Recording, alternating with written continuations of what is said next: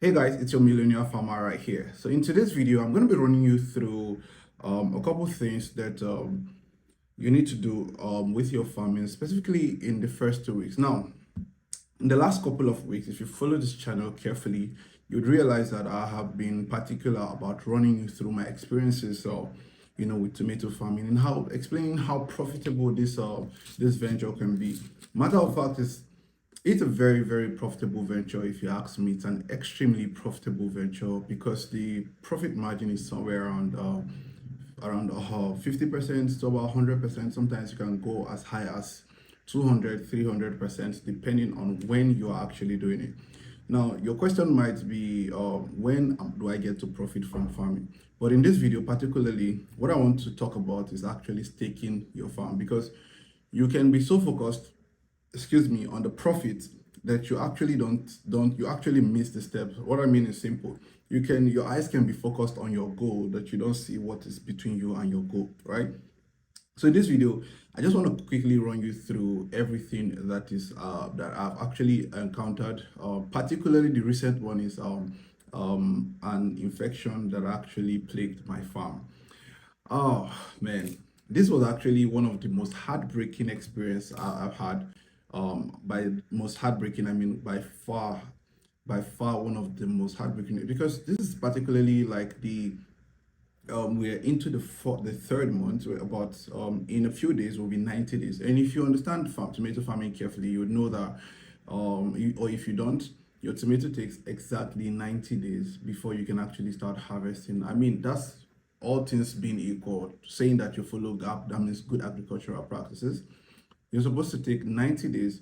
At about 90 days, you should start harvesting, because we're yet to hit 90 days. We're currently like 5 days away from 90 days. That's 85 days. And we already have fruit on our tomato stems. Plenty of fruit, if you ask me. You can see that running through on the video. Plenty of fruit, and it's looking very beautiful. However, with this excitement comes some challenge. With this excitement comes a challenge that I want to share with you in this video. You see, one thing that so you're probably looking through my laptop.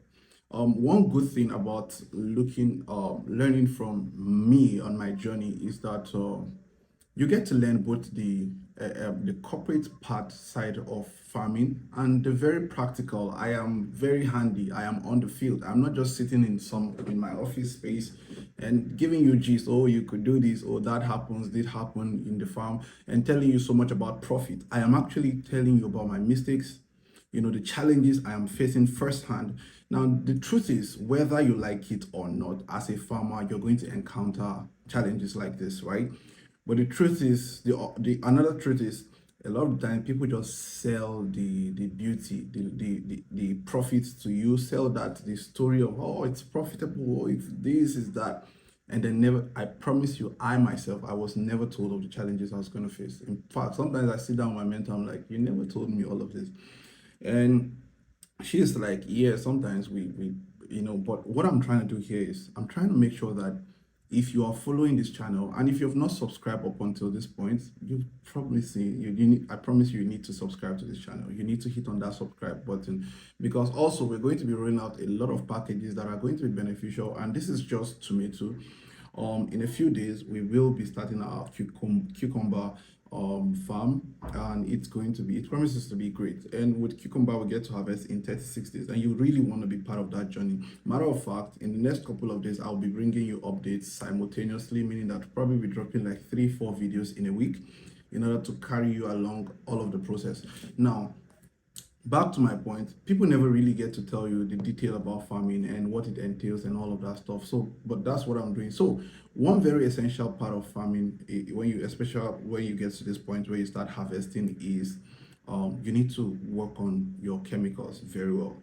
Now, recently, our fruits were plagued with caterpillar pests, and particularly, I'm not, like I said, I don't tell you that, oh, I am 100% perfect with this. I made a mistake. We were supposed to spray. Matter of fact is that one of the things I have spent more money on is spraying, and this is December.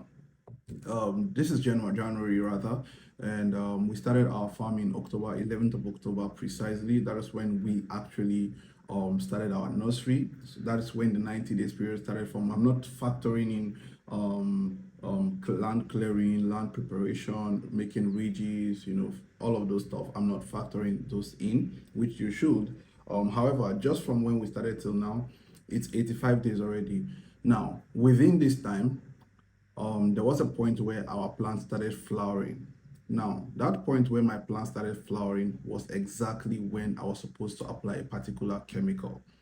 Now, that chemical I was supposed to apply is supposed to do something. What it actually does, chlorination of the plant. It's some technical terms, but don't let me go into all the biochemical, all the chemistry of it. But the point is, it is supposed to deal with, once your plant start flowering, you must understand from basic biology that there would be insects coming to pest, to perch on your flowers, because they are attracted by the flowers, right? The beauty of the flowers and the nectar, and they're actually important for pollination, right?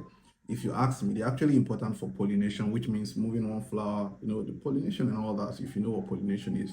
But there is one insect, which is butterfly, that every time it comes and lands on your flower and it sucks from the nectar or whatever, it deposits eggs on your flower. It deposits eggs on your flower.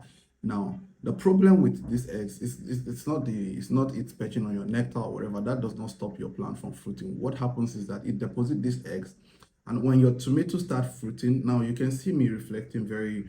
You can see this is what I'm showing, the video I'm showing, or the picture that is showing somewhere here or here. That's a very tiny tomato plant. Now, your question is, I remember seeing that and I thought, okay, is this what's happening? Are they eating into it? But that's not the case. They don't eat. It's not from within. It is not from without. It is not from outside in. It is usually from inside. Now, those eggs that are being deposited on your flowers, the tomato plants start growing into the eggs, right? The eggs are left within the tomato plant, then it grows and encapsulates the egg. Now, this egg that has been laid by the said butterfly, this insect, is what metamorphosed into caterpillar, egg, larva, pupa, adult, right? It is what metamorphosed into this caterpillar. Now, when this caterpillar starts growing, it starts eating the tomato from inside out. That's where you have these tiny holes within it, right?